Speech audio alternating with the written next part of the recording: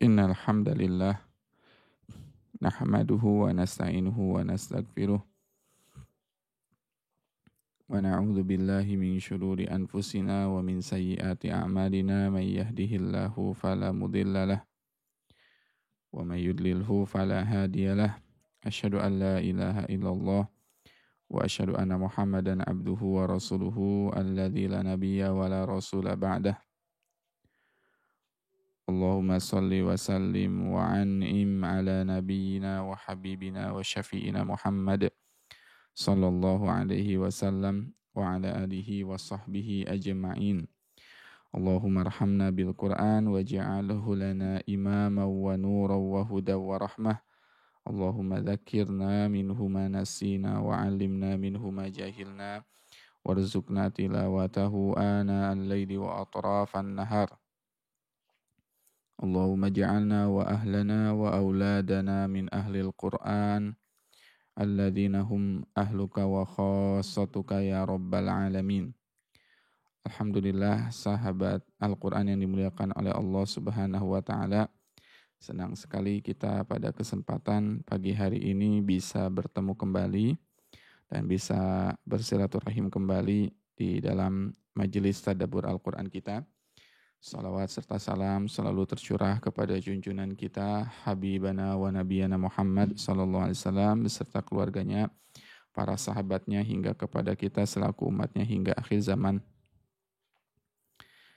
Dan insya Allah pada kesempatan pagi hari ini kita akan sama-sama belajar dan juga mentadaburi Al-Quran. Insya Allah pada kesempatan hari ini kita akan belajar Quran surat An-Nisa halaman 93. Quran surat An-Nisa halaman 93. Bagi yang ingin bergabung bisa dibuka mushafnya Quran surat An-Nisa halaman 93. A'udzu billahi minasy syaithanir rajim. Bismillahirrahmanirrahim. Alhamdulillahi rabbil alamin. Ar-Rahmanir Rahim. Maliki yaumiddin. Iyyaka na'budu wa iyyaka nasta'in. Ihdinas siratal mustaqim. صراط الذين أنعمت عليهم غير المغضوب عليهم ولا الضالين آمين. بسم الله الرحمن الرحيم. وما كان لمؤمن أن يقتل مؤمنا إلا خطأ ومن قتل مؤمنا خطأ فتحرير رقبة مؤمنة ودية مسلمة إلى أهله إلا أن يصدقوا فإن كان من قوم عدو لكم وهو مؤمن فتحرير رقبة مؤمنة وإن كان من قوم بينكم وبينهم ميثاق فدية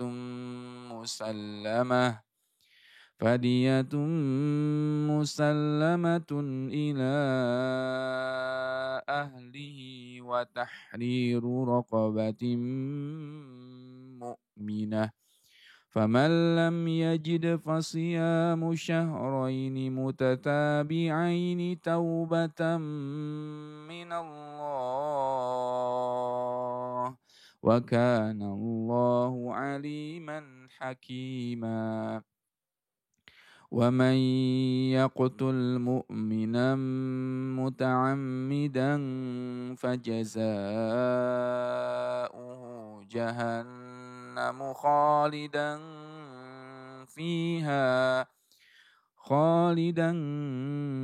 فيها وغضب الله عليه ولعنه وأعد له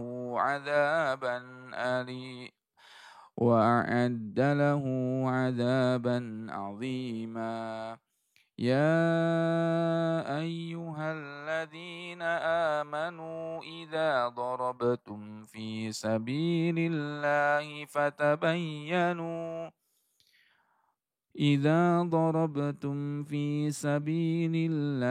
فتبينوا ولا تقولوا لمن ألقى إليكم السلام لست مؤمنا تبتغون عرض الحياة الدنيا فعند الله مغانم كثيرة كذلك كنتم من قبل فمن الله عليكم فتبينوا إن الله كان بما تعملون خبيرا صدق الله العظيم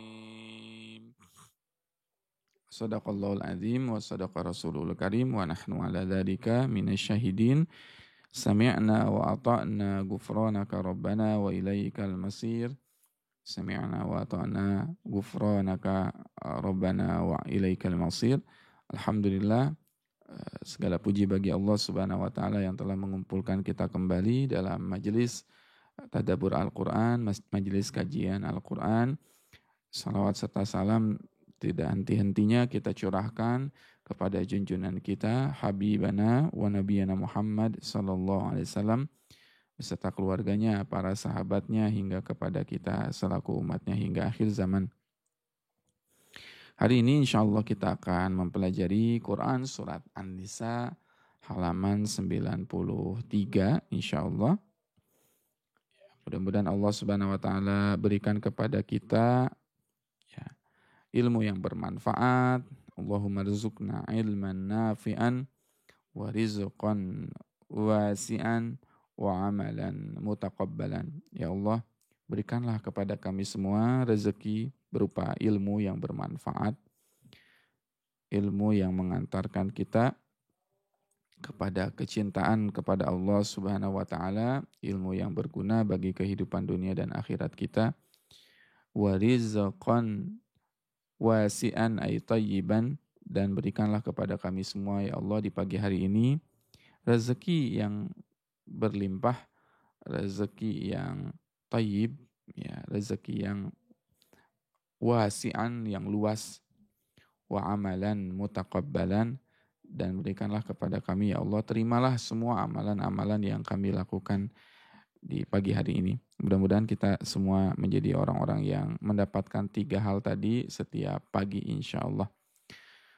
Surat An-Nisa halaman 93 ini adalah surat yang mengatur ya tentang ya bab ya menunaikan ya hukum yang berupa kisos ya. Dan ini larangan bagi kaum muslimin untuk ya tanda petik ya menghabisi nyawa seseorang. Apalagi kalau seseorang itu tidak bersalah. Dan di dalam Islam hukumannya sangatlah luar biasa, hukumannya sangatlah berat bagi seseorang yang melakukan praktek ya pembunuhan. Ya, itu hukumannya sangatlah berat.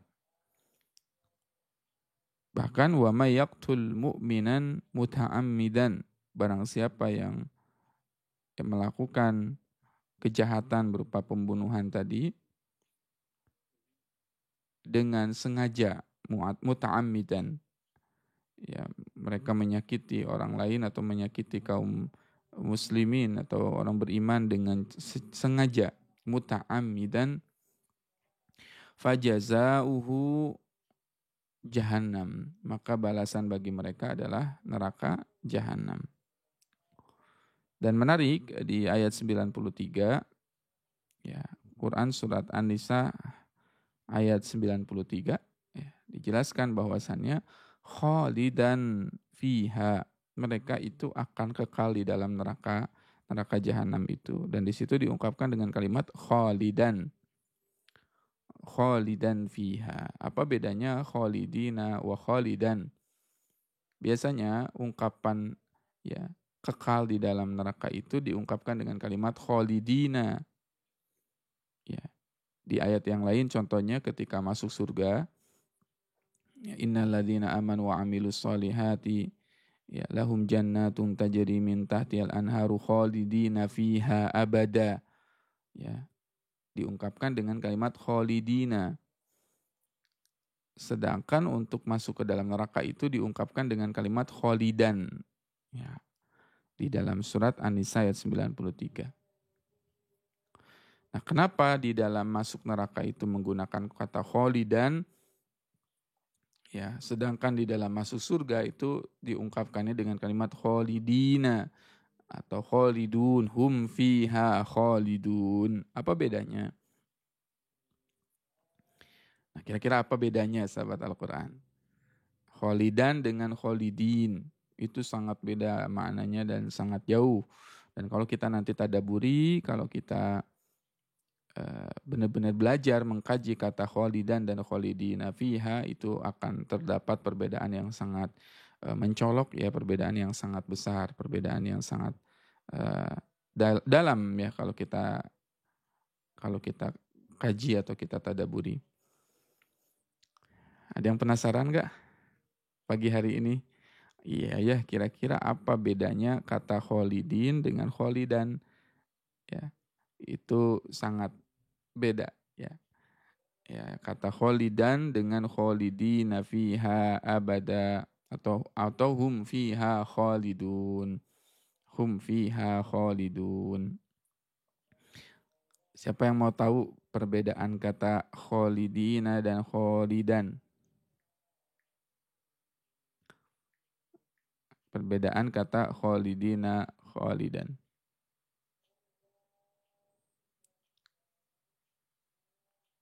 Boleh ketik angka 1 ya, kalau mau tahu nih. Nah, di surat Hud ayat 107 itu. Khalidina fiha ma damatis samawati wal ard. Nah, itu ya. Fa ammal ladzina saqu fa finnari lahum fiha zafiru wa sahid. Wa ammal ladzina su'idu fa fil jannati khalidina fiha ma damatis samawati wal ard illa ma syaa rabbuk. Nah, di situ nanti terdapat sebuah perbedaan antara khalidan dengan khalidin. Nah, perhatikan di dalam surat An-Nisa ayat 93 Allah berfirman, barang siapa yang menyakiti berupa membunuh seorang mukmin muta'ammidan yang tidak bersalah, fajazauhu jahannam, maka balasannya adalah neraka jahanam, khalidan fiha, mereka akan kekal di dalamnya. Di dalam ayat-ayat yang berbicara tentang surga, kata kekal itu seringkali disebutkan dengan kalimat khalidun. Mereka kekal di dalamnya. Dan khalidun itu bermakna ya jamak, banyak. Sehingga kita itu akan masuk surga itu dengan berombongan. Banyak yang akan masuk surga itu dan berombongan. Sehingga kita tidak merasakan yang namanya kesepian. Berbeda dengan orang yang masuk neraka. Meskipun neraka itu sangatlah banyak. Ya, neraka itu yang masuk neraka itu sangatlah banyak. Neraka itu penuh begitu. Di dalam Al-Quran disebutkan surat Al-A'raf, وَلَقَدْ ذَرَأْنَا لِجَهَنَّمَ كَثِيرًا مِنَ الْإِنسِ وَالْجِنِ. Ya, sungguh kami akan penuhi neraka itu dengan golongan jin dan manusia. Berarti penduduk neraka itu sangatlah penuh.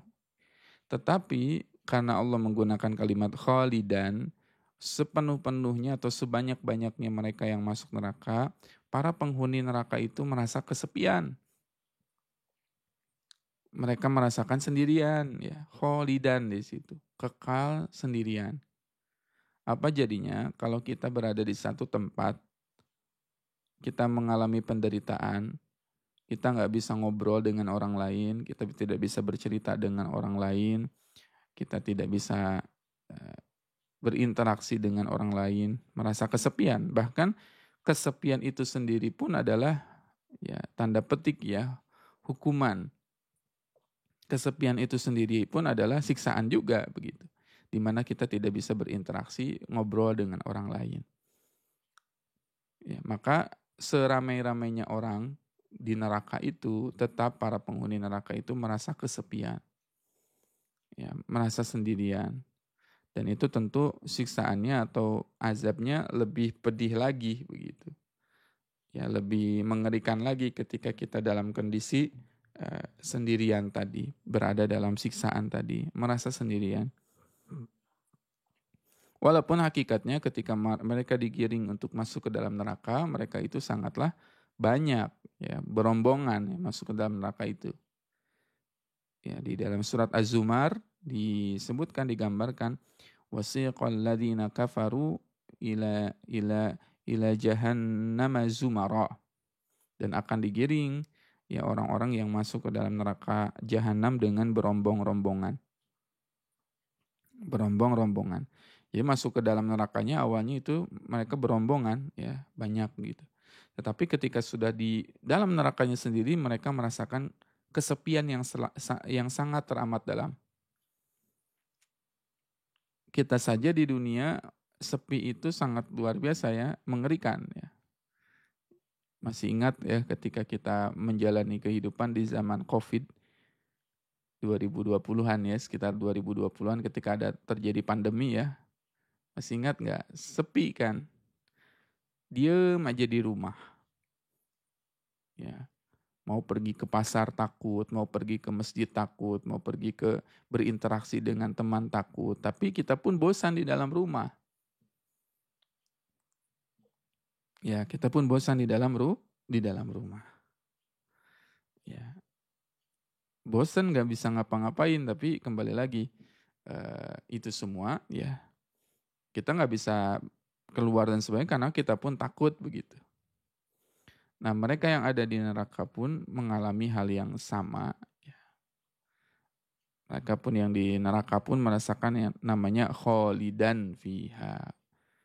Meskipun di neraka itu ramai dengan banyaknya manusia, tetapi mereka merasakannya sendirian atau kesepian. Bukan hanya kesepian, ya, bukan hanya merasakan sendirian, tetapi ada kalimat lanjutannya di dalam Quran surat An-Nisa ayat 93 disebutkan juga sahabat Al-Quran yang dimuliakan oleh Allah. Wa ghadiballahu alaih. Satu, mereka kesepian, kholidan, dan mereka akan kekal ya di dalam neraka itu kholidan fiha. Yang kedua, wa ghadiballahu alaih, dan Allah akan memberikan murkanya kepada dirinya. Allah akan memberikan apa? Marahnya, kemarahannya kepada orang tersebut. Wa ghadiballahu alaih. Wala'anahu, yang ketiga ya, wala'anahu, dan mereka akan dilaknat ya oleh Allah Subhanahu wa taala. Wa a'adda lahu 'adzaban 'azima, yang keempat, dan mereka akan disediakan oleh Allah azab yang sangat pedih. Azab yang sangat besar. Untuk siapa? Untuk mereka yang menyakiti kaum muslimin, orang yang beriman kemudian menghilangkan nyawanya. Sehingga bab tentang larangan untuk menyakiti kaum muslimin atau larangan menyakiti orang beriman ini sangatlah besar di sisi Allah Subhanahu wa taala. Ya. Jangan sampai kita termasuk orang yang menyakiti orang lain, menyakiti kaum muslimin secara tidak sengaja atau baik secara tidak sengaja maupun disengaja. Karena hukumannya sangat berat. Sering tidak ayah bunda abang kakak sahabat Al-Quran sekalian menyaksikan sebuah fenomena. Ya, kita misalkan, atau pernah kita pun mungkin barangkali pernah merasakan, Kita nggak punya salah sama orang tersebut, tetapi kita tiba-tiba dimusuhi, dijauhi. Ada yang pernah merasakan hal itu? Kita nggak salah, kita nggak salah ya. Tapi kita tiba-tiba dimusuhin, dijauhi. Padahal kitanya nggak salah. Ya. Ada yang pernah? Siapa di sini yang pernah? Kita tuh nggak salah begitu, tapi kenapa kita dijauhi? Ya, kitanya yang dijauhi atau kitanya yang diputuskan hubungannya. Ya. Itu ada di dalam Quran surat tanpa alasan yang jelas. Kalau kita tanya alasannya kenapa sih gitu, mereka pun nggak bisa jawab. Ya, mereka pun tidak bisa menjawabnya. Itu semua ada di dalam Quran surat Az-Zumar. Ya, surat Az-Zumar. Dan Nabi memberikan panduan hati-hati jangan sampai kita menyakiti orang lain ya tanpa alasan yang benar. Termasuk kita pun barangkali pernah melakukan itu kepada orang lain, oleh karenanya kita yang harus hati-hati. Ya, kitalah yang harus hati-hati. Jangan sampai kita yang melakukan hal itu, karena kalau dulu nggak tahu ibaratnya tidak tahu balasannya ya. Sekarang kalau sudah belajar, oh ternyata hal itu dilarang. Atau dalam Islam itu sering kita dengar ya, fenomena hari-hari ini adalah silent treatment. Ya, silent treatment itu adalah hukuman ya, berupa mendiamkan seseorang tanpa alasan yang benar. Ada yang pernah mengalami atau jadi korban?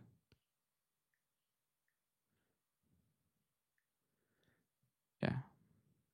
Dalam Quran surat Al-Ahzab, maaf ya bukan Az-Zumar. Al-Ahzab halaman 58. Suratul Ahzab. Ya, surat Al-Ahzab halaman ayat 58. Ayat 58. Ya, surat Al-Ahzab ayat 57 dan 58. A'udzu billahi minasyaitonir rajim. Bismillahirrahmanirrahim. Innal ladzina yu'dzuna Allah wa rasulahu la'anahumullahu fid dunya wal akhirati wa a'adda lahum 'adzaban muhina. Sesungguhnya orang-orang yang menyakiti Allah wa rasulahu dan rasulnya, menyakiti Allah dan menyakiti Rasul. La'anahumullah, mereka itu akan mendapatkan laknat Allah fid dunya wal akhirah, di dunia dan di akhirat. Orang yang menyakiti Allah dan Rasulnya. Jadi mereka yang menyakiti Nabi, menyakiti Rasul, menyakiti Allah, la'anahumullahu fid dunya wal akhirah, mereka akan dilaknat di dunia dan di akhirat. Naudzubillahi min dzalik. Mudah-mudahan kita tidak termasuk orang yang menyakiti Allah, menyakiti Rasul. Bagaimana menyakiti Rasul? Ya, bisa dengan cara mencaci maki, menghinanya, menodai keluarganya, menghina keluarganya, ya, zuriyahnya, keturunannya. Ya, menyakiti Allah dan menyakiti Rasul. La'anahumullah, mereka akan dilaknat di dunia dan di akhirat. Wa a'adalahum azabam muhina, dan Allah akan sediakan bagi mereka azab yang muhinan, azab yang menghinakan. Nah, di ayat 58 surat Az-Zumarnya disebutkan walladzina yu'dzunal mu'minina wal mu'minat, dan adapun orang-orang yang menyakiti orang yang beriman, baik yang mukmin maupun yang mukminat, yang laki-laki maupun yang perempuan mereka menyakitinya bighairi maktasabu tanpa alasan yang jelas. Faqad ihtamalu maka dia telah memikul buhtanan kebohongan ya wa isman mubina dan dosa yang sangat nyata yang sangat besar. Dosanya nyata, dosanya besar. Jadi hati-hati kalau kita ya baik sengaja menyakiti kaum muslim, orang yang beriman laki-laki maupun perempuan tanpa alasan yang benar, tanpa alasan yang jelas. Kadang-kadang ada seseorang yang berkata, saya disakiti Ustadz. Dia membenci saya, tetapi ketika ditanya alasannya kenapa, mereka nggak bisa menjelaskan alasannya apa. Dan banyak orang-orang yang membenci orang lain tanpa alasan yang jelas. Bighairi maktasabu. Tanpa alasan yang jelas. Pokoknya saya benci Ustadz ke orang tersebut. Saya nggak suka pokoknya ke orang tersebut. Tapi nggak bisa menjelaskan apa salahnya dia. Karena sejatinya harusnya ketika ada seseorang yang salah kepada kita harus jelaskan kepada orang tersebut kesalahannya apa supaya orang tersebut pun bisa memperbaiki kesalahannya. Bukan malah dijauhi atau bukan malah disakiti. Ya sebab orang tersebut akhirnya nggak akan bisa berubah. Ya kita menyakiti saja. Ya baik dengan berbagai macam cara, bisa silent treatment, bisa mendiamkan kan.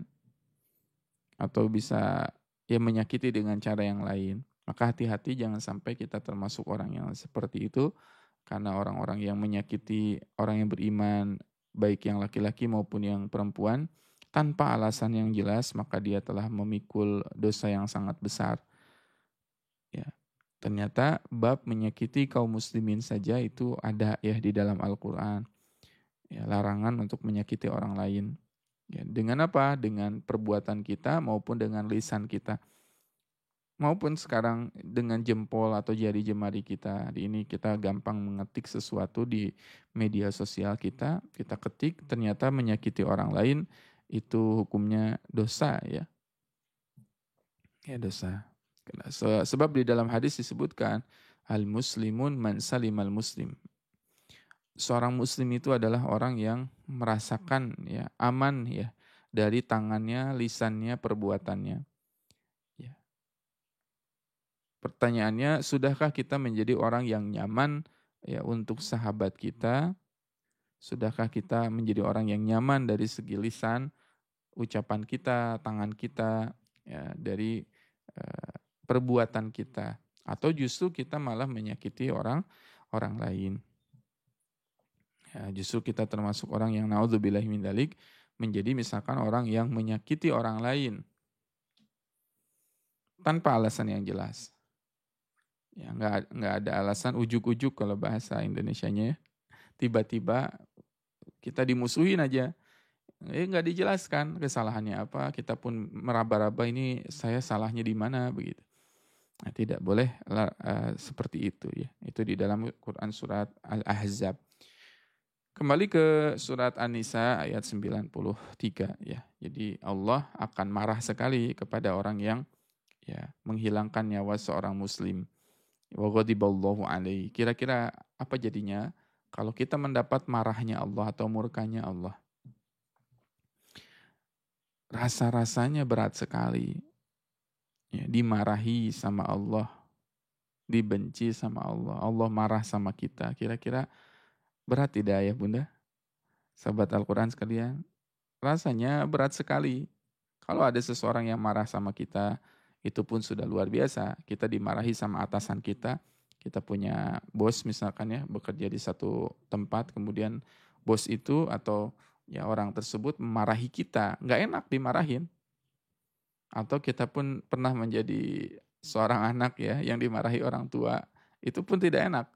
Ya dimarahi orang tua, ya. Orang tua marah sama kita itu nggak enak. Apalagi ini dimarahinya sama siapa? Dimarahinya sama Allah, wa ghadiballah. Ya. Allah marah kepada mereka. Ya. Ada orang-orang yang dimarahi oleh Allah. Allah marah murka dan kepada mereka. Wala'anah. Dan Allah melaknat mereka. Ulaika yal'anahumullah wa yal'anuhumul la'inun. Mereka dilaknat oleh Allah Subhanahu wa taala. Wa'adda lahu 'adzaban 'azima. Dan mereka mendapatkan azab yang sangat aziman, ya, azab yang sangat besar. Kemudian di ayat 94, ya ayyuhalladzina amanu, wahai orang-orang yang beriman, idza darabtum fi sabilillah, ketika kalian berpergian di jalan Allah Subhanahu wa taala, fatabayyanu, maka telitilah, carilah keterangan.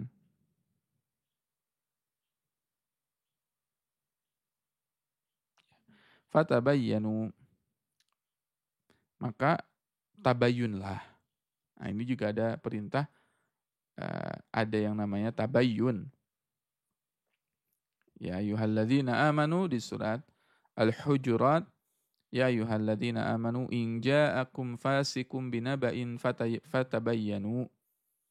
Wahai orang-orang yang beriman, ketika datang seorang yang fasik kepada kalian, mengatakan sebuah berita, menyampaikan sebuah berita, fatabayyanu, maka tabayyunlah. Dan ini berlaku di era media sosial seperti ini, hari-hari ini. Ya, ketika datang sebuah kabar berita kepada kita, kita melihat di media sosial, ya, ada sebuah kabar, ada sebuah berita, jangan langsung dipercayai, apalagi di era AI sekarang, ya, artificial intelligence gitu. Hari ini kita sering melihat misalkan sebuah kabar, kita sering melihat sebuah berita, ini seperti nyata gitu, seperti benar itu kejadiannya, tapi ternyata AI, ya, konten buatan.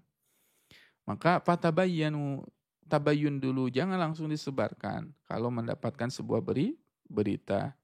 Jadi dilihat dulu, disimak dulu. Ya, jangan langsung kalau dapat berita langsung kita sebarkan, share. Akhirnya viral. Ketika viral ternyata buktinya tidak benar. Berarti kita menyampaikan kebohongan. Ya, harus dilihat dulu ini benar nggak. Kadang juga kita melihat, ya, sebagian media membuat judul yang clickbait, ya. Ya, clickbait judulnya apa, misalkan thumbnailnya gitu, ya, di depan, ya, mencengangkan, menghebohkan, apa-apa gitu, ya. Kita klik akhirnya, padahal beritanya tidak seperti itu.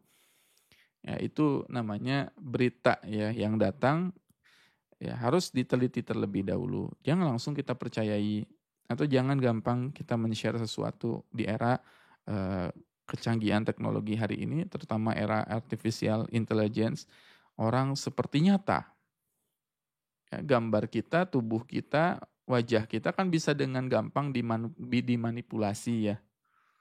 Dibuat apa gitu kan. Di-generate namanya itu kan.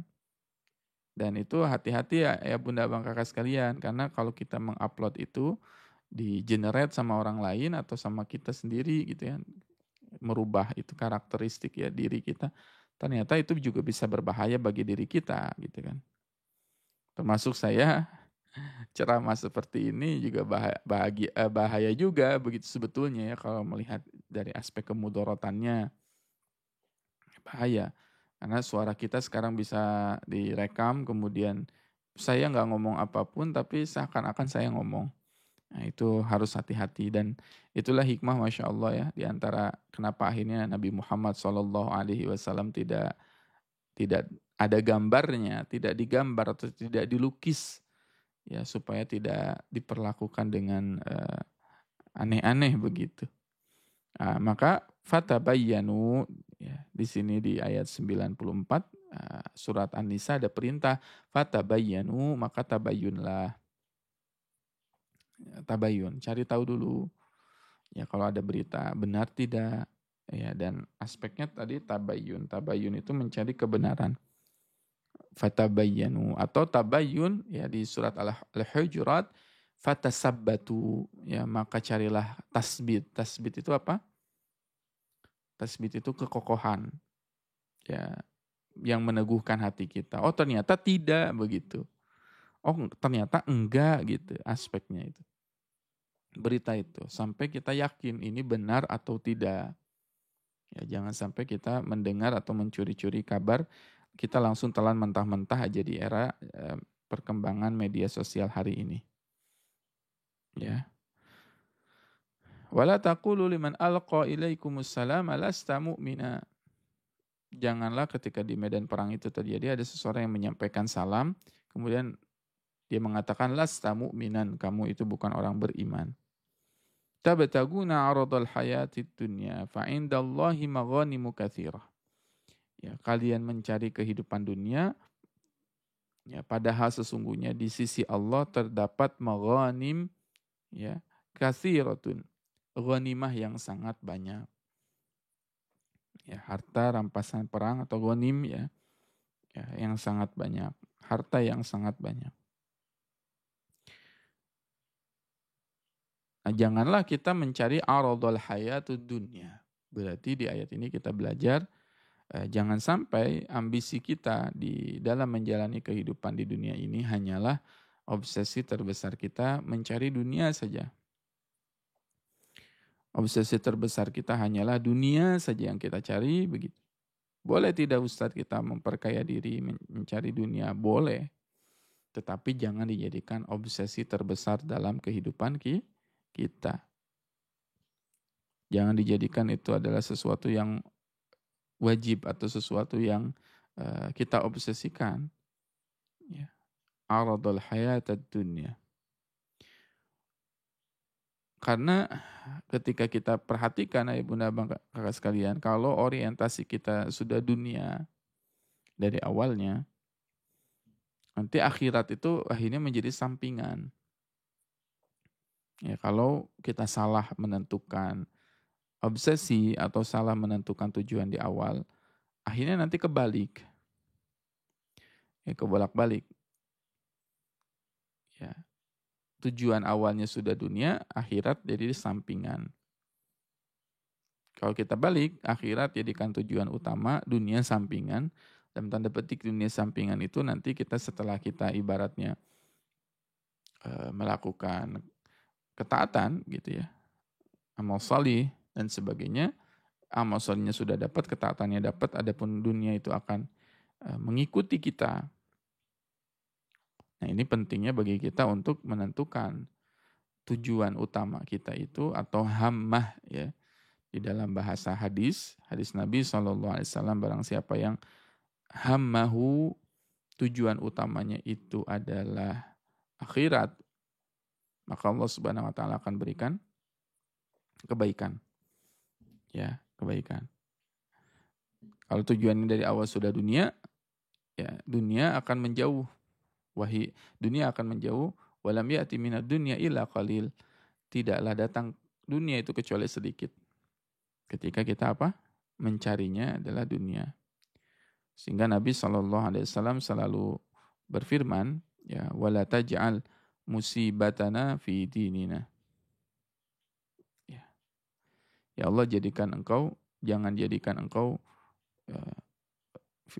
wala taj'al musibatana fi dinina. Jangan engkau jadikan musibah dalam agama kami. Itu permintaan Nabi ya dalam sebuah doa yang panjang.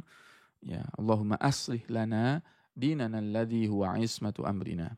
Ya, ini doa Nabi yang sangat panjang ya, tapi ini doa bisa kita hafalkan ya, atau kita rutinkan baca. Karena isinya sangat bagus. Isinya sangat bagus. Sesuai dengan kebutuhan kita. Apa doanya?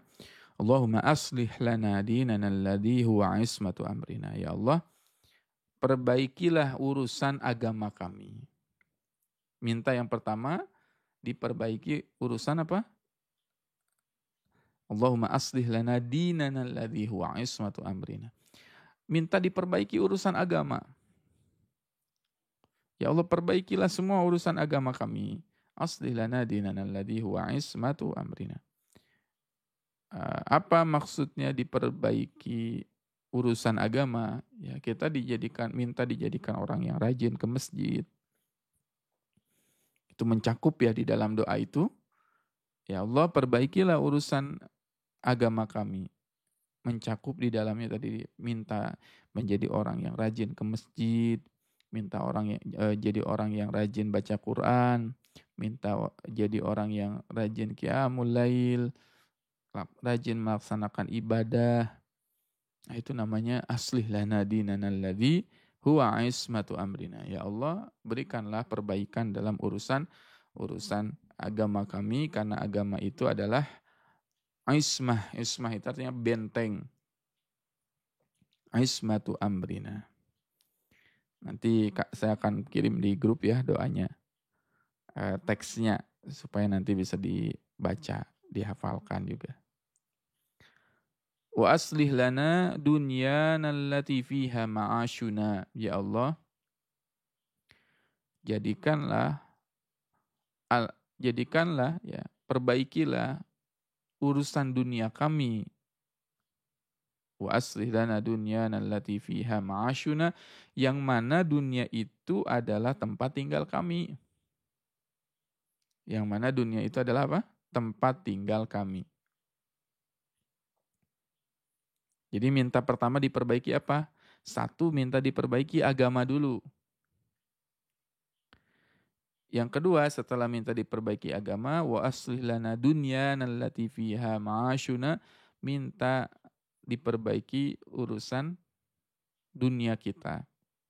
Kehidupan kita, harta kita, anak-anak kita, keluarga kita, pekerjaan kita, semuanya yang berkaitan dengan di dunia, minta diaslih, diperbaiki, dijaga sama Allah. Yang ketiga baru wa aslih lana akhiratana allati ilaiha ma'aduna.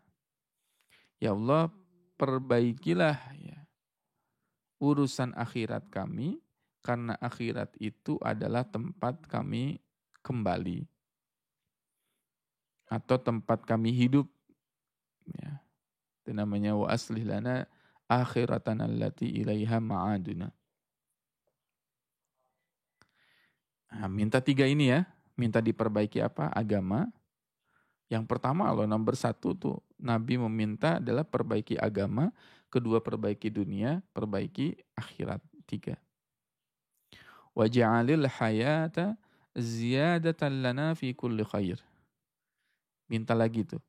Ya Allah, ij'alil hayata ziyadatan lana fi kulli khair. Ya Allah, jadikanlah kami ini bertambah. Ya, bertambah apa? Di dalam umur kami ini, kehidupan kami ini, dipenuhi dengan yang namanya al-khair, dipenuhi dengan yang namanya kebaikan. Amal salih, ibadah, ketaatan. Waj'alil mauta rahatan lana min kulli syarr. Selanjutnya kita meminta tuh di yang kelima, urutan kelima. Waj'alil mauta, ya Allah jadikanlah kematian ini, kematian yang kami kelak akan temui itu, rahatan lana min kulli syarr, istirahatnya kami dari berbagai macam keburukan yang kami lakukan. Allahu Akbar. Sebetulnya doa ini sangat indah sekali. Ya, minta usia kita itu penuh dengan kebermanfaatan, minta usia kita itu penuh dengan amal solih, minta usia ini penuh dengan ibadah al-khair, kebaikan yang kita lakukan. Dan kita meminta agar ketika kita wafat, berhentilah segala keburukan-keburukan kita. Waj'alil mauta rahatan lana min kulli syarr. Karena ada orang-orang yang ternyata ketika sudah wafat pun, itu keburukan terus ada, mengalir keburukannya. Dia sudah wafat, dia sudah nggak ada, tapi dosanya jariyah. Dosanya terus mengalir kepada dirinya. Sebagaimana ada amal jariyah, dosa pun sama. Ada amal jariyah, ada ya dosa jariyah juga. Amal jariyah adalah amal yang dilakukan ya ketika seseorang wafat, terus mengalir pahalanya itu, kebaikannya itu, idza mata ibnu Adam in qata'a amaluhu illa min salasin. Ketika wafat seseorang yang baik ya, anak Adam yang wafat itu, in qata'a amaluhu illa min salasin. Terputuslah amalnya itu kecuali 3 perkara. Sedekatun jariyah, ya, sedekah jariyah.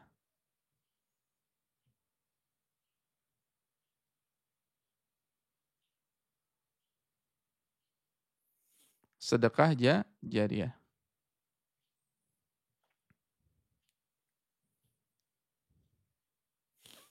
Kita adalah sedekah jariyah.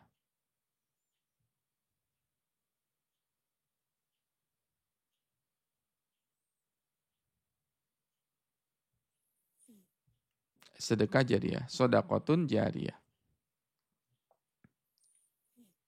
Ya. Sedekah jariyah apa tuh namanya? Sedekatun jariyah. Sedekah jariyah ini adalah ibaratnya sedekah jariyah itu sedekatun jariyah, ya, sedekah yang kita niatkan, ya. Sedekatun jariyah. Yang kedua, setelah terputus sedekah jariyah adalah wa waladun sholihun yad'ulah, anak solih yang mendoakan. Anak solih yang mendoakan. Dan yang ketiga adalah au ilmun yantafa'u bih, dan ilmu yang bermanfaat, ya, ilmu yang berguna. Ya, ilmu yang berguna. Kita minta, ya, wafat itu, ketika wafat mengalir kebaikan yang kita dapatkan. Ketika wafat seseorang, bisa juga dosanya juga menjadi jariyah baginya. Contoh dosa yang menjadi jariyah seperti apa tuh? Kita misalkan, maaf sekali, ini perlu saya sampaikan karena ini adalah ilmu, ya.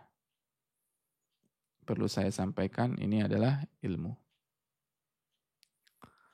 Ketika ayah, bunda, abang, kakak sekalian, misal pernah punya foto, kemudian foto itu tidak menutup aurat, ya. Foto itu tidak menutup aurat. Fotonya misalkan nggak pakai jilbab, terus diupload aja ke media sosial. Ayah bunda wafat, foto itu tetap ada dan orang bisa melihat, ya, aurat itu menjadi namanya dosa jariyah. Ya.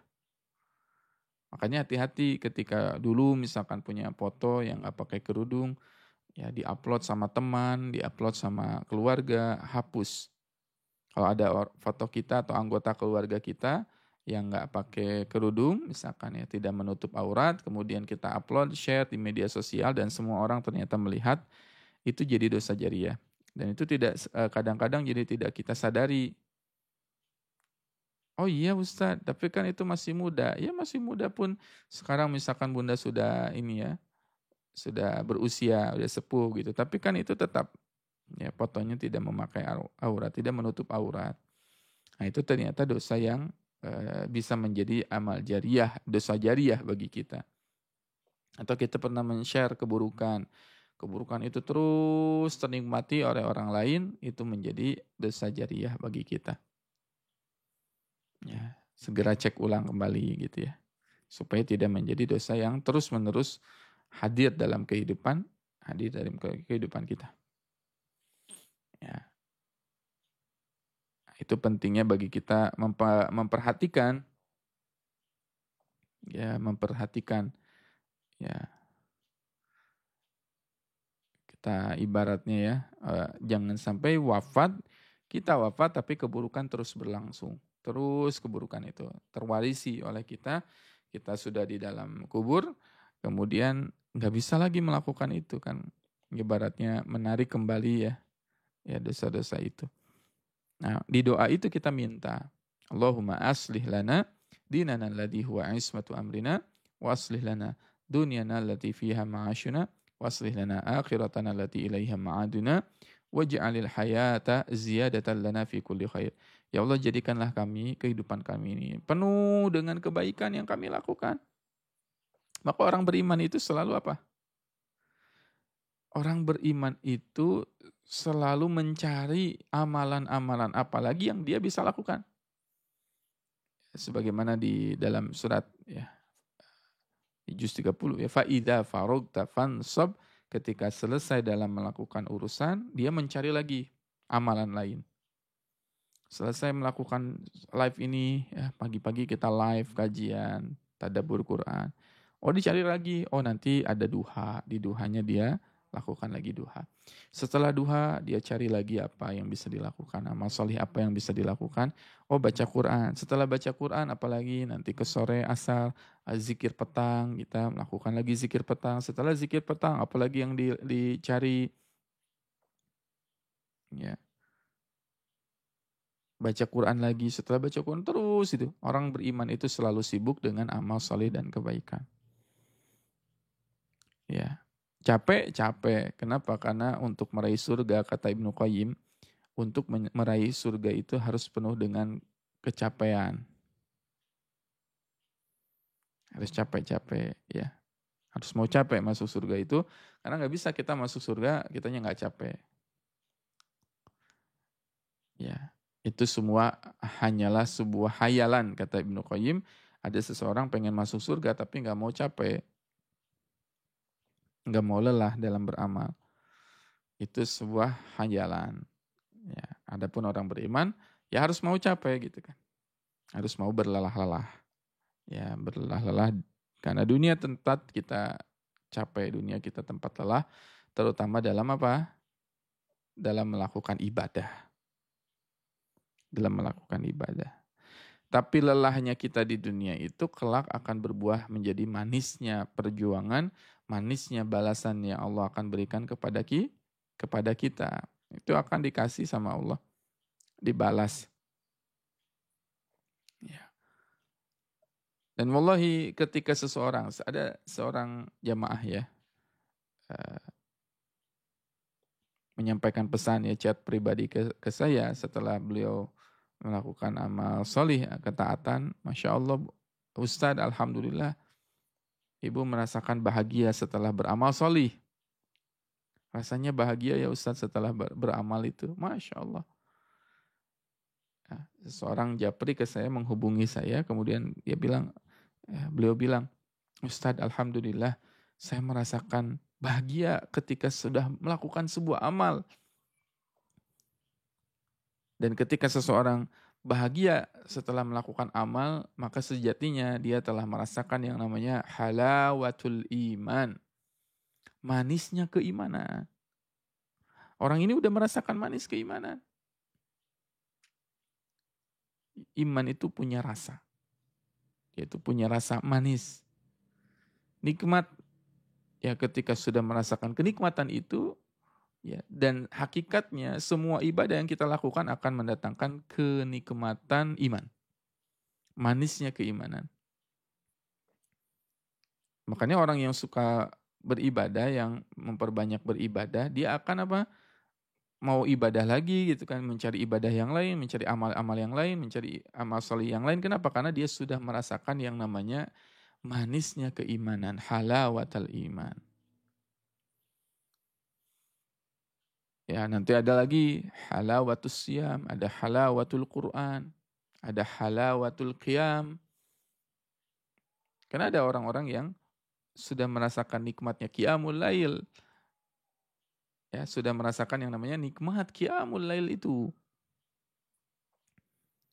Sehingga setiap hari itu kalau nggak qiyam itu rasanya aneh gitu. Rasanya ada yang kurang. Oh, Masya Allah, itu sudah ditanamkan di dalam hatinya halawatul qiyam. Kenikmatan dalam qiyamul lail. Ada juga orang yang ketika dalam satu hari dia tidak bisa membaca Al-Quran, kemudian dia merasakan ada sesuatu yang aneh dalam kehidupannya, berarti dia sudah mengalami atau merasakan yang namanya halawatul Quran, nikmatnya manisnya Al-Quran. Ada juga ya yang sudah ya ketika melakukan keimanan, ke amal soleh, ketakwaan, dia tinggalkan ya dan dia merasa bersedih dan ketika melakukannya ya dia merasakan bahagia, maka dia sudah merasakan yang namanya halawatul iman. Dan begitu juga halawah-halawah yang lain ya, hilwah-hilwah yang lain, ya halwah yang lain kemanisan-kemanisan yang lain, kenikmatan-kenikmatan yang lain. Salah satunya juga adalah kenikmatan tadabbur Quran.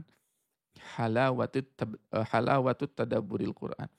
Nikmatnya tadabbur Quran. Ya, kalau kita sudah merasakan nikmat tadabbur Al-Quran ini, maka kita akan merasakan apa tuh? Kalau sehari nggak tadabbur Al-Quran, rasanya ada sesuatu yang kosong dalam kehidupan kita. Rasanya kalau tidak tadabbur Quran, satu hari ada yang hampa dalam kehidupan kita. Rasanya ada yang kurang gitu ya. Ketika kita tidak mentadabburi Al-Quran dalam satu hari. Berarti itu namanya sudah merasakan nikmatnya atau manisnya tadabbur Al-Quran. Halawatu tadabburil Quran. Tapi kalau misalkan kita biasa-biasa saja, ada tadabbur, nggak ada tadabbur, biasa-biasa saja. Berarti belum merasakan yang namanya nikmat. Karena orang yang sudah nikmat, ya dia akan mencicipi lagi sebagaimana kita mencicipi sebuah makanan atau hidangan yang lezat. Ini hidangan yang pertama nih, kita ini ada makanan di depan kita, ada hidangan, kemudian kita makan sedikit. Oh ini enak ya, coba lagi gitu. Oh ini enak ya, coba lagi. Ini enak ya, coba lagi. Itu namanya sudah merasakan nikmatnya makanan. Kalau nikmatnya makanan saja sudah bisa seperti itu, apalagi nikmatnya Al-Quran tadi. Karena Al-Quran itu ketika didalami, diselami, tidaklah menemukan kita keindahannya selain keindahan-keindahan yang lain. Oleh karenanya tadabbur Al-Quran itu ibarat orang yang sedang menyelam kan. Ketika kita menyelami ayat-ayat Allah, mentadabburi ayat-ayat Allah, dalam gitu. Menyelam itu kan semakin dalam semakin indah ketika orang menyelam di mana? Di lautan ya. Kenapa? Karena dia merasakan keindahan dan ibaratnya sampai mendapatkan tanda petik mutiaranya, keindahannya itu. Dia dapatkan, setelah dia dapatkan bahagia. Ya, bahagia. Ya. Nah, itu namanya halawah. Ya, halawah itu artinya apa? Kenikmatan-kenikmatan yang kita dapatkan ketika kita beribadah. Dosa dapat kenikmatan tidak, Ustaz? Seseorang yang melakukan dosa akan mendapatkan kenikmatan atau tidak? Jawabannya dapat. Tapi kenikmatannya sementara. Kenikmatan melakukan dosa hanya dihitung dalam hitungan menit saja atau jam saja. Tapi setelah itu dia akan beralih menjadi apa? An-nadam. An-nadam. Penyesalan. Ya, akan mendapatkan apa yang namanya penyesalan. Orang melakukan dosa nikmat 5 menit, 10 menit, setelah itu menyesal. Ya, sehingga nanti ada pepatah Arab yang mengatakan al-ghadabu jununun wa akhirun nadam. Marah itu, godob itu adalah junun. Orang yang marah nih, pernah nggak ngerasain? Pasti semua ayah bunda bang kakak sekalian pernah merasakan ini.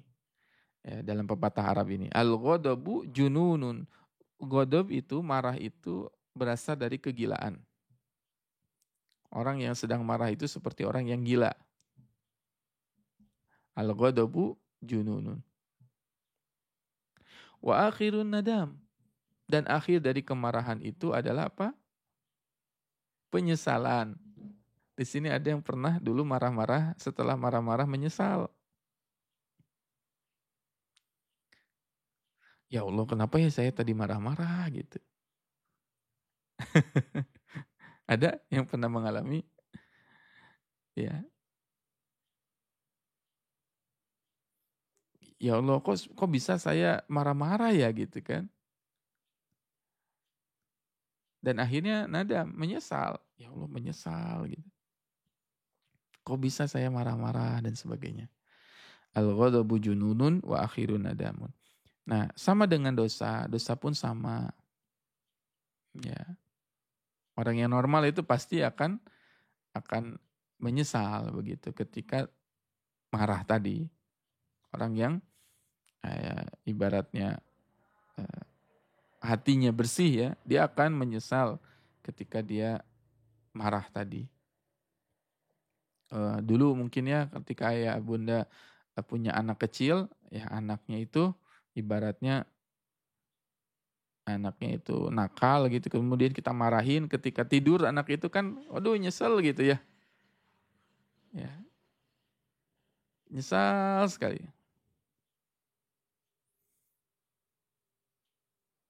ya menyesal sekali,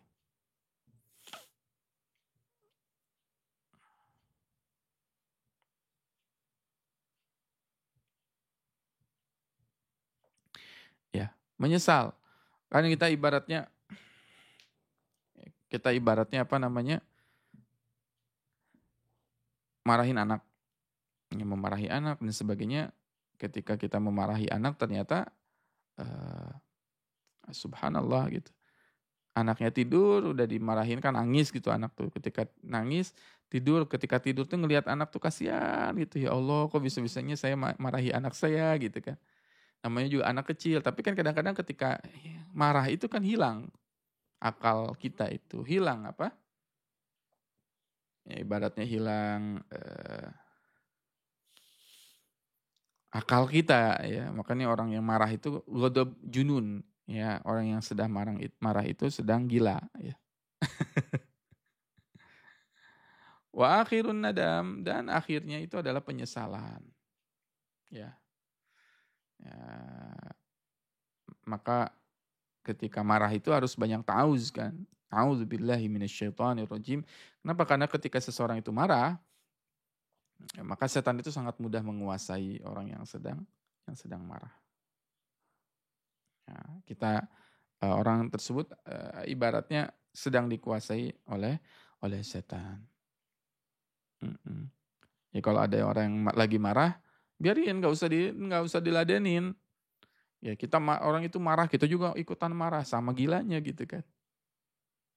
Orang itu gila, sama, jadi gilanya sama ibaratnya gitu kan. Ya, kita katakan, kita bilang orang yang suka marah-marah berarti orang apa?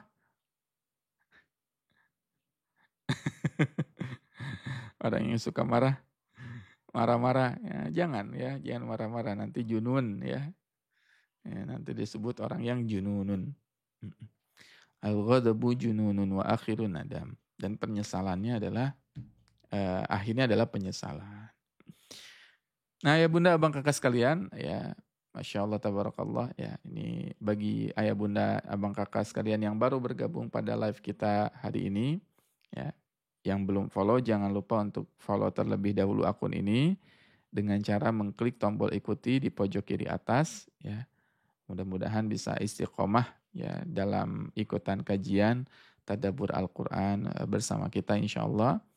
Kita mudah-mudahan bisa istiqomahkan kembali ya live di TikTok ini, karena bagaimanapun ibaratnya tetap ya, ini adalah wasilah amal kita, wasilah atau jembatan kita berdakwah juga ya. Mudah-mudahan kita bisa istiqomahkan kembali gitu ya, hadirkan kembali, semangat kembali dakwah di TikTok ini supaya lebih banyak lagi yang terkena ya hidayah Al-Quran, mendapatkan hidayah Al-Quran, dan juga semakin cinta dengan Al-Quran. Jadi yang belum follow bisa follow terlebih dahulu dengan cara mengklik tombol ikuti di pojok kiri atas. Bagi yang belum follow, yang sudah follow alhamdulillah. Ya, terima kasih, jazakumullah khair. Ada yang baru bergabung pada kesempatan pagi hari ini? Yang baru melihat live ini? Ya, mudah-mudahan yang baru melihat live ini bisa terus istiqomah. Setiap hari kita kajian tadabbur Al-Quran. Ustadz, saya kok baru lihat lagi di TikTok ya, karena biasanya kita ada agenda di Zoom ya. Jadi kita tidak di TikTok. Berarti kalau nggak ada di TikTok, kita sedang ada program tadabbur Al-Quran di Zoom insya Allah. Begitu. selama 10 hari kadang-kadang ya saya ada program gitu ya. Nah, insya Allah nanti kita akan rutinkan kembali live di TikTok ini ya. Apakah sore ataukah malam dan sebagainya, nanti standby saja. Mudah-mudahan kita bisa istiqomah ya terus dalam menyampaikan kebaikan dan amal soleh. Ya, begitu ya, insya Allah. Besok kita akan masuk ke surat An-Nisa ayat 94. Ya, besok kita akan masuk Quran surat An-Nisa ayat 94. Insya Allah. Ya. Selanjutnya kita akan fasilitasi ayah bunda yang ingin bertanya di kolom komentar. Kita akan jawab satu persatu ya pertanyaannya yang ada di kolom komentar yang masuk. Yang paling cepat muncul, saya akan bahas satu persatu pertanyaannya. Kalau ada yang ingin ditanyakan ya. Jam berapa Ustadz besok? Besok jam sekarang tuh subuh itu maju. Ya, tadi subuh pukul 4:06. Berarti sekitar jam setengah 5-an ya. Kita setelah subuh, sholat subuh langsung. Sepertinya kita akan langsung.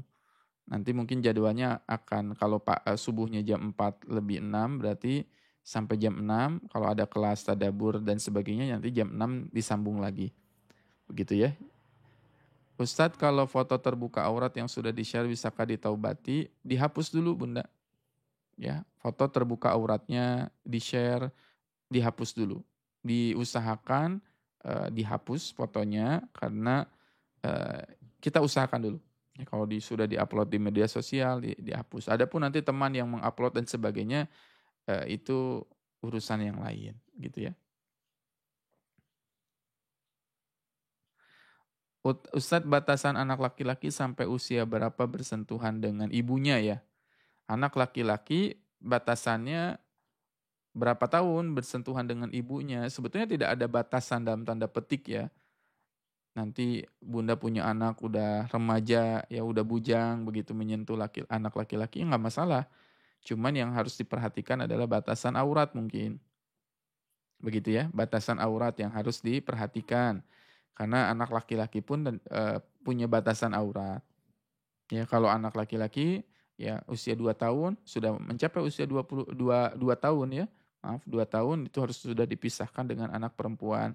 Kalau punya anak laki-laki dan perempuan, jangan tidur sekamar gitu, jangan tidur satu ranjang. Itu di dalam Islam diajarkan, termasuk aurat. Ya, didik anak-anak kita untuk menjaga aurat.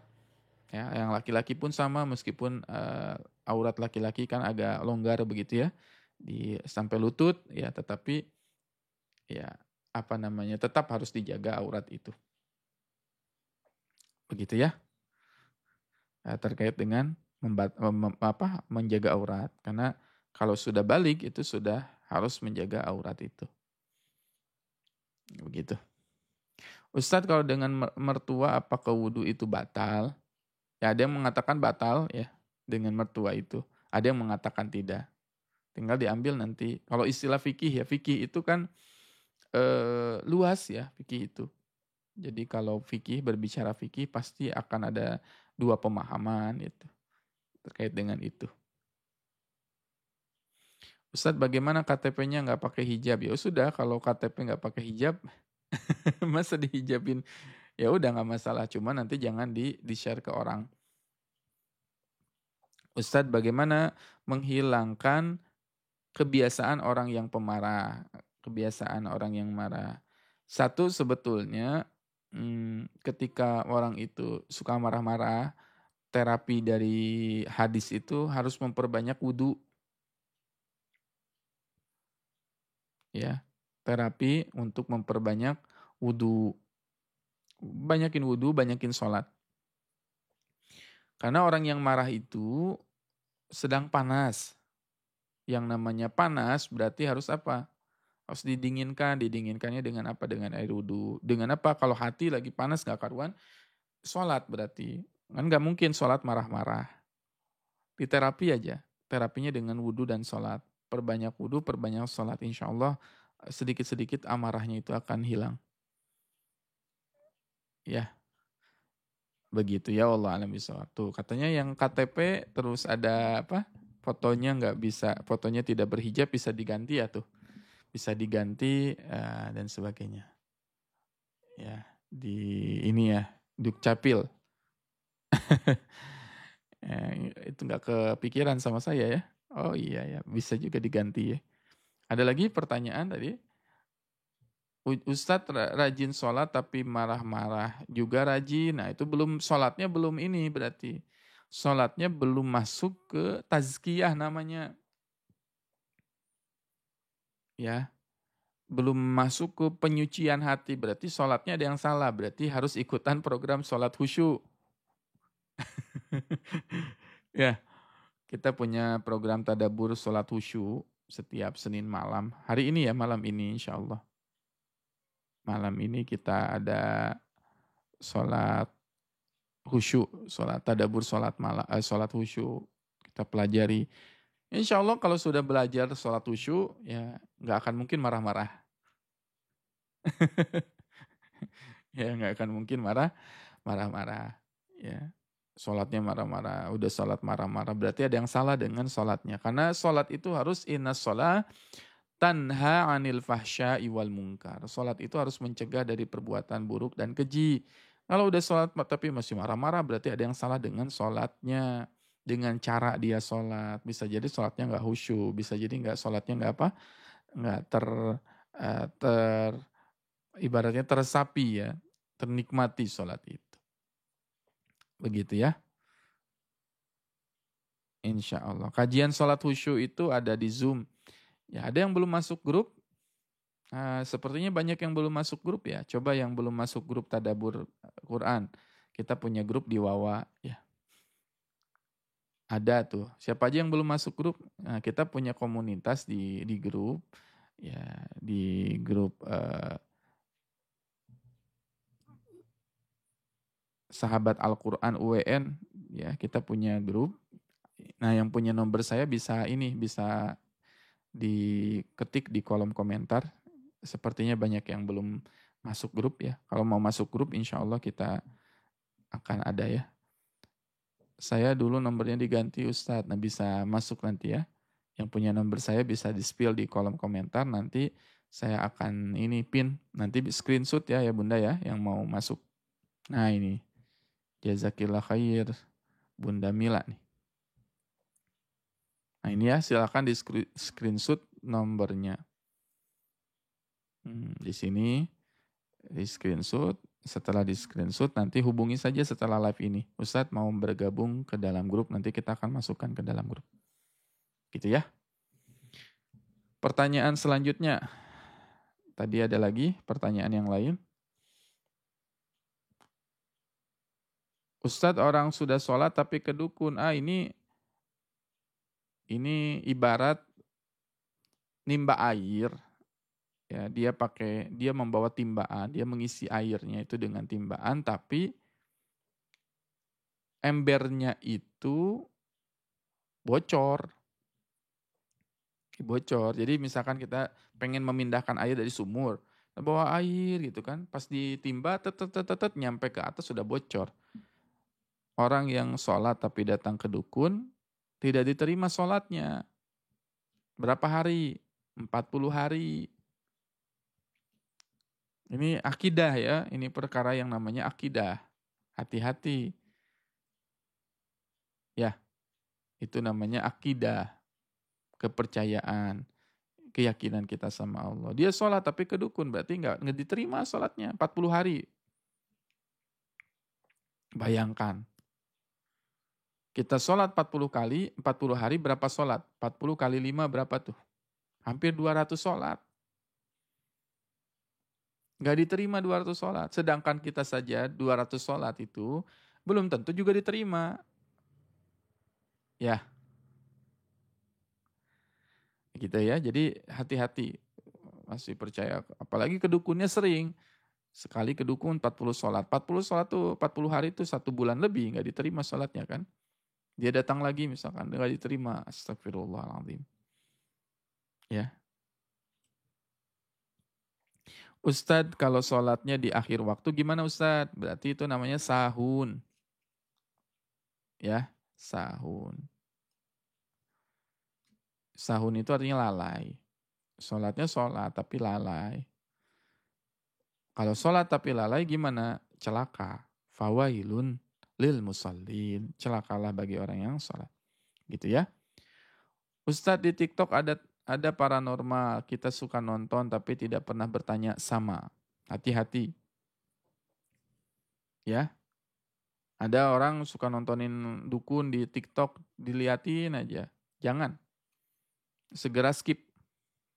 Ya, segera skip, kemudian segera apa?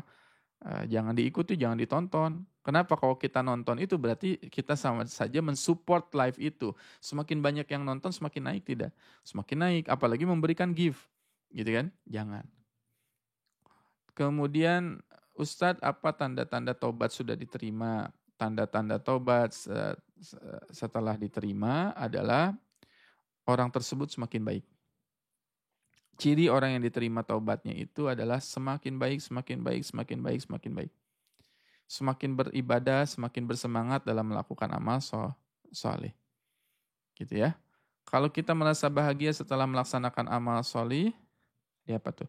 Kalau kita merasakan bahagia setelah melaksanakan amal soleh, amal kita diterima. Bisa jadi, ya, bisa jadi kita diterima atau tidak ya amalannya. Ustadz, kalau kita share foto di grup yang ada laki-laki dan perempuan walaupun pakai hijab tapi posisi di kamar tidur. Oh, jangan. Jangan. Ada bagian-bagian rumah yang tidak boleh di-share kepada orang lain karena rumah itu termasuk bagian aurat. Ya. Apa saja bagian aurat? Satu, bagian rumah yang berupa kamar tidur. Kamar tidur tidak boleh di-share ke siapapun. Ini kadang-kadang kita suka lihat konten kreator room tour gitu ya. Kita misalkan dia bawa kamera ke kamarnya, ditunjukkan kamarnya, tempat tidurnya, kamar mandinya seperti apa. Itu namanya aurat. Ya tempat pun ada auratnya. Ya tempat pun, rumah kita pun ada auratnya. Auratnya itu adalah apa? Kamar tidur. Jadi jangan sampai kita men-share kamar kita seperti apa, spraynya seperti apa, terus apa lagi? Risbangnya gitu ya, kasurnya seperti apa, lemari, nggak boleh. Itu privasi, betul. Ranah privasi dalam Islam itu sangat sensitif ya. Jangan sampai di-share kamar kita seperti apa. Ada juga rumah itu ada auratnya. Kan ada waktu juga ada waktu aurat. Salasu aurat. Ada 3 waktu aurat. Apa saja waktu aurat kita? Ya, aurat waktu pun ada auratnya. Ba'da isya, ketika zuhur, ya itu juga aurat. Salasu auratil lakum. Ya, subuh, zuhur, isya itu waktu aurat. Nah, waktu aurat harus tahu, itu tanamkan ke anak-anak kalau mau apa? Kalau mau masuk ke kamar ayah bunda, ketuk pintu. Itu kan diajari. Ya, anak itu harus diajari ketuk-ketuk gitu. Siapa tahu kan ketika di kamar misalkan ayahnya ya atau ibunya sedang tidak menutup aurat, itu dalam Islam indah sekali ya. Waktu pun ada auratnya. Apalagi kamar tadi jangan bermudah-mudah men-share kamar kita seperti apa ke orang lain. Bahkan kalau bisa jangan sampai orang lain masuk ke kamar kita kalau nggak ada kepentingan. Ya, kalau nggak ada kepentingan, nggak penting-penting banget, ya jangan dikasih masuk. Nah sekarang kita ngajak orang lain di media sosial, 3.000 orang nonton live kita. 3.000 orang nonton konten kita, dimasukin kamarnya. Ya, ibaratnya 3.000 orang, 10.000, 1 juta orang. Artis misalkan gitu ya, dia nge-share konten kamarnya yang nonton 2 juta orang. Yang 2 juta orang itu nonton di kamar kita seperti apa, kan kita tidak pernah bisa menjaga orang itu berpikirannya aneh-aneh atau tidak. Pikiran orang kan beda-beda. Ya. Makanya Bunda juga kalau misalkan ada tamu ke rumah ikut ke toilet gitu ya. Saya mau ikut ke toilet, jangan langsung dikasih. Lihat dulu di toilet itu ada aurat kita atau tidak, gitu ya. Ada aurat di situ apa? Maaf ya, misalkan Kadang-kadang kan kalau ada wanita, misalkan ada daleman atau apa, misalkan di dalam WC itu harus diamankan dulu oleh yang ada yang ada yang di rumah itu, sama keluarga itu, amankan dulu. Jangan menjadi fitnah, ya kan? Jangan sampai ada pakaian dalam gitu ya, menggantung dan sebagainya, ini kan dulu, ya. Turunkan dulu, nanti baru setelah aman suruh tamunya masuk ke WC. Jangan sampai melihat itu. Oh ini tamu mau ikut ke WC, boleh, boleh. Oh dimasukin ke WC. Ternyata banyak ngegantung itu kan. Itu jadi aurat. Ya orang jadi mikir, ya Allah gitu kan. Mending kalau bagus. Kalau jelek gimana? Iya, termasuk dalam adab apa? Adab menjemur pakaian kalau bisa ya, bagian-bagian dalaman itu jangan ditaruhnya di depan, ya.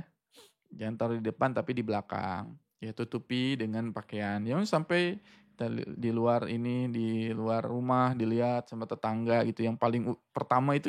Jangan. Itu ada adabnya dalam Islam.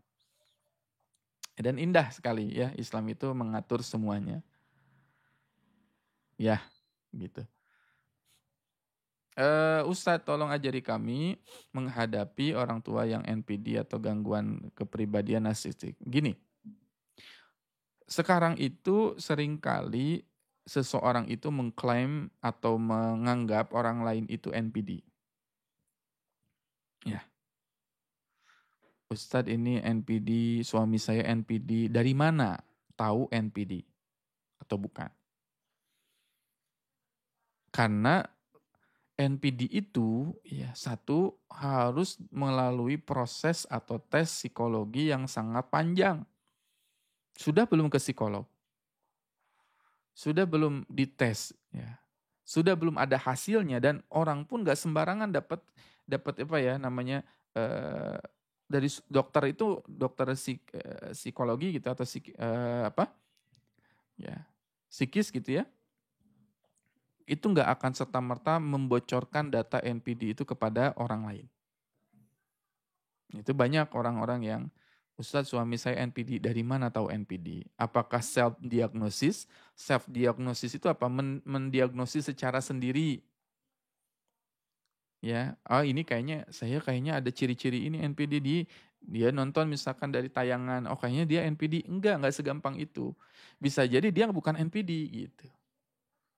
Ada nanti penyakit kejiwaan itu sangat banyak. Jadi hati-hati, jangan gampang itu. Kecuali sudah ada diagnosisnya dari dokter atau dari psikiater yang memang dia kompeten di bidang itu. Dan psikiater atau psikolog yang benar-benar bagus, itu nggak gampang mengklaim dia itu NPD atau tidak. Untuk ketahapan NPD itu nanti gitu. Panjang itu. Gitu ya. Jadi hati-hati, itu self-diagnosis atau tidak gitu. Kalau kita self-diagnosis berarti kita harus cari tahu dulu ini apa sih sebenarnya, apakah NPD atau bukan. Gitu ya. Bahaya nggak penyakit NPD? Bahaya, ya. Bahaya gitu karena merasa dirinya tidak pernah salah, selalu benar gitu kan. NPD itu bisa memutarbalikkan fakta gitu. Dia yang pelaku, dia jadi merasa korban gitu. Bahaya betul kalau dikatakan bahaya ya, nggak ada NPD tidak bahaya ya.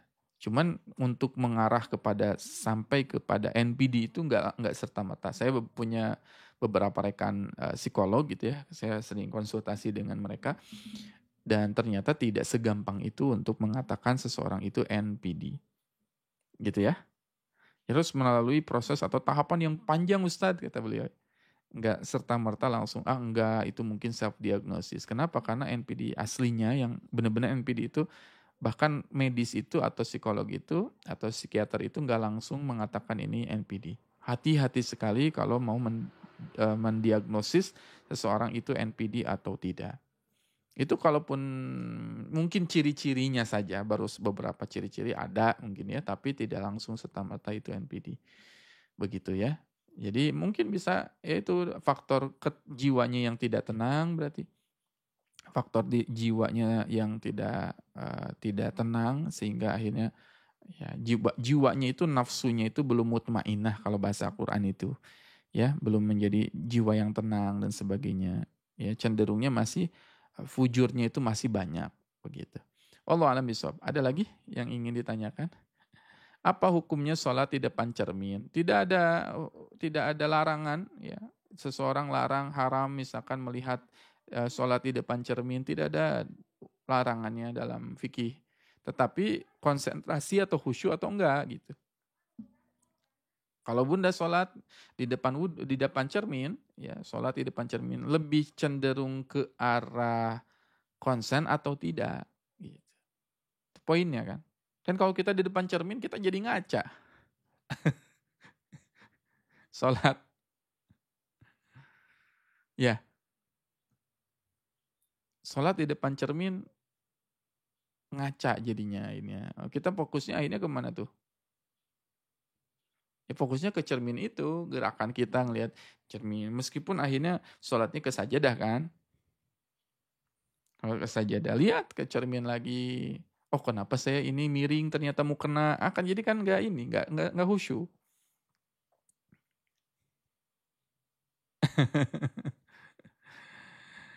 Iya, gitu ya. Itu ya. Jadi kalau di antara perkara-perkara yang bisa menimbulkan kehusyuan adalah menyingkirkan hal-hal yang tidak membuat kita khusyuk. Begitu ya. Gitu ya. Taib. Selanjutnya. Ustadz, sholat yang tertinggal di masa lalu apakah harus diganti? Tidak bisa diganti. Sholat masa lalu itu nggak bisa diganti. Ya, nggak bisa diganti. Dengan sholat qodho misalkan. Ya, itu nggak bisa diganti. Subuh,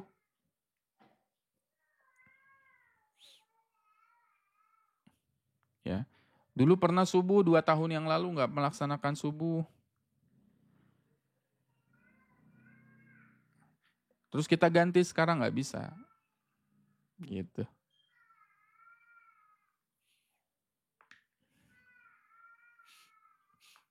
Dulu sholat subuh 2 tahun yang lalu. Kita qodho sekarang nggak bisa. Paling nanti adalah mencoba untuk menutupi setiap amal-amal yang buruk yang lalu, yang dulu kita lakukan, ganti dengan apa? Dengan amal solih. Tolaklah perbuatan buruk dengan perbuatan baik. Idfa billati hiya ahsanus sayyi'ah. Begitu ya. Jadi sholat di masa lalu yang tertinggal tidak bisa diganti. Dan itulah pentingnya kita untuk apa? Memperhatikan urusan sholat kita. Begitu. Karena orang yang memperhatikan urusan sholat berarti ya dia ya perhatian terhadap sholatnya.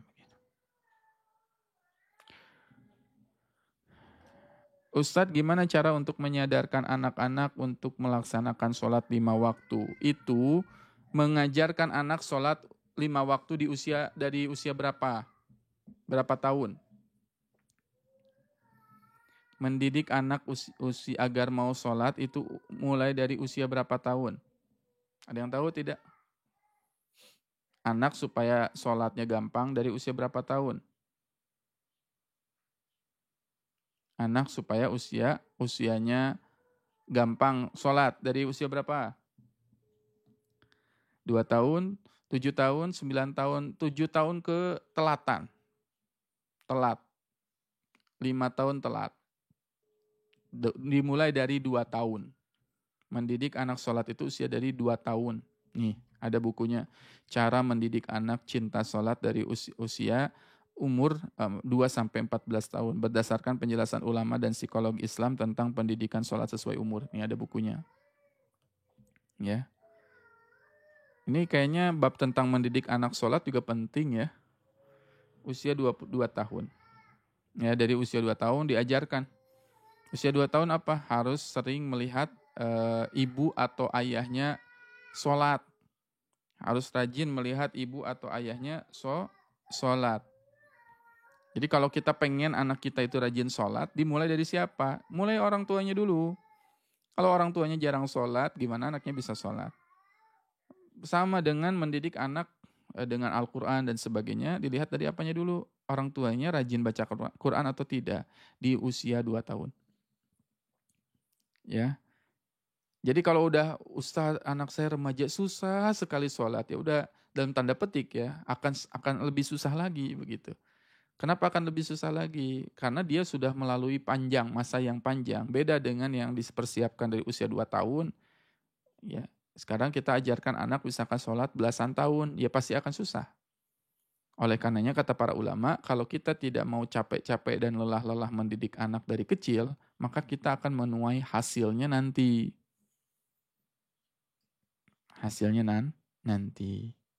Ya baru nanti di usia 14 tahun, 20 tahun baru diajarkan sholat, kemudian tanda petik ya ibaratnya, Ustadz anak saya susah sholat, ya ngajarinnya juga kapan gitu. Jadi harus sabar aja akhirnya. Ya, sabar. Ya, harus sabar. Itu konsekuensi dari kita yang dulu telat mendidiknya. Itu konsekuensinya. Meskipun akhirnya nggak ada kata telat. Karena itu kewajiban kita sebagai orang tua tetap untuk ibaratnya menasihati anak begitu. Gitu ya. Begitu. Ramai ustadz yang mengatakan sholat yang kita tinggalkan itu wajib diqodho. Tadi dalilnya mana? Begitu. Harus ada dalil yang mengatakan hal itu. Sedangkan dalam Quran, bab qodho itu hanya berkaitan dengan saum saja. Faman kana minkum maridhan aw ala safarin fa'iddatum min ayyamin ukhar. Itu dalil untuk dalam Al-Baqarah ya, bab saum. Ya, saum berkaitan dengan saum. Kalau sholat tidak ada. Kenapa? Saking pentingnya sholat itu. Saking sholat itu nggak bisa ditawar-tawar lagi begitu ya. Nggak bisa ditawar-tawar lagi. Sholat itu sesuatu yang mutlak dan harus diperhatikan begitu. Itu ya. Wallahu a'lam bishawab. Ustadz, saya bangun pagi kesiangan, belum sholat subuh, sementara waktu sudah masuk syuruk. Apakah saya harus sholat subuh? Iya. Ketika kita kesiangan subuh, waktunya sudah lewat, langsung segera ya tidur, bangun, langsung wudu, langsung sholat. Gitu ya. Seandainya dia bangunnya di 10, jam 10 siang, misalkan itu kan udah dari pagi, misalkan kecapean sekali bangun jam 10. Segera bangun, setelah wudu langsung laksanakan sholat subuh. Karena itu konsepnya tidur. Karena seseorang yang sedang tidur itu terputus dari yang namanya beban taklif syar'i tadi. Itu ya. Jadi tidak masalah. Kalau itu konsepnya tidur. Ya. Ustadz, apa hukumnya menghadirkan orang ke rumah untuk meruqyah? Tidak masalah, ya, karena ruqyah itu selama dia ruqyah itu syar'i, ya syar'iyah sesuai dengan Al-Quran dan Sunnah, tidak masalah, tidak apa-apa. Yang tidak boleh adalah menghadirkan ustadz yang meruqyah ke rumah, tapi ruqyahnya bukan ruqyah syar'iyah, tapi ruqyah ghairu syar'i. Itu yang tidak boleh. Ustadz, kalau sudah sholat suruh apa harus sholat duha? Ustadz, kalau sudah sholat suruh apa harus sholat duha? Maksudnya gimana nih? Kalau sholat subuh terus mau sholat duha boleh atau tidak ya? Hukumnya boleh gitu ya. Niatnya gimana? Niatnya sholat subuh saja tadi. Kalau kesiangan ya, niatnya sholat subuh saja. Ustadz, sesudah salam dalam sholat ada doanya ya? Itu. Kemarin kita bahas ya bab tentang sesudah sholat itu berdoa atau bagusnya apa? Ya, setelah sholat itu. Kapan waktu terbaik untuk berdoa? Sebelum sholat atau setelah sholat? Sebelum sholat atau setelah sholat? Kemarin kita bahas di rumah Quran ya. Bahwasannya setelah sholat itu bukan berdoa, tapi berzikir. Ya. Ya. Ya ayyuhalladzina amanu idza nudiya lis-salati min yaumil jumu'ati fas'au dzikrillahi wa dzarul bai'. Ya. Fa idza qadaytumus sholata fadhkurullah. Setelah kalian menunaikan sholat, berzikirlah mengingat Allah. Jadi yang ditekankan itu adalah setelah sholat itu adalah zikir. Begitu ya, yang ditekankan. Karena tidak didapati para ulama, Rasulullah dan para sahabat juga salafus salih berdoa setelah sholat. Itu tidak dilakukan oleh para ulama. Yang dilakukan oleh para ulama yaitu adalah banyak-banyak berzikir setelah sholat.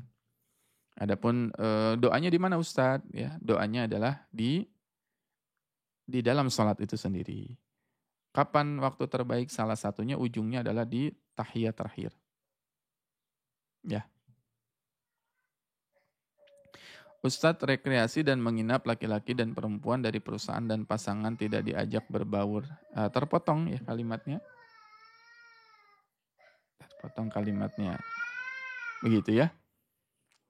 Ustadz, bagaimana kalau sholat qobliyah subuh di rumah tapi masjidnya sudah qomat? Ya selesaikan dulu sholat qobliyahnya, setelah itu datang ke masjid.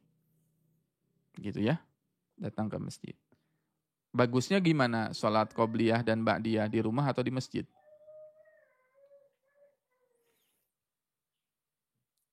Sholat qobliyah, bagusnya di rumah atau di masjid?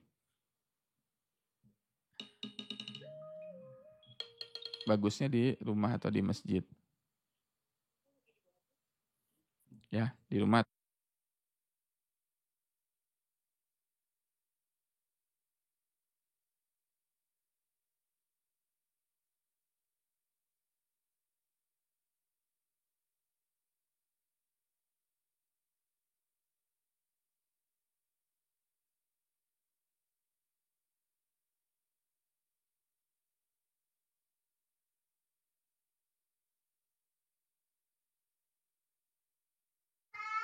Ya, gitu ya. Bagusnya gimana? Bagi laki-laki, sholat berjamaah di masjid, tetapi sholat sunnahnya bisa di rumah. Gitu, sholat berjamaahnya bisa di rumah. Sholat sunnah qobliyahnya bisa di rumah.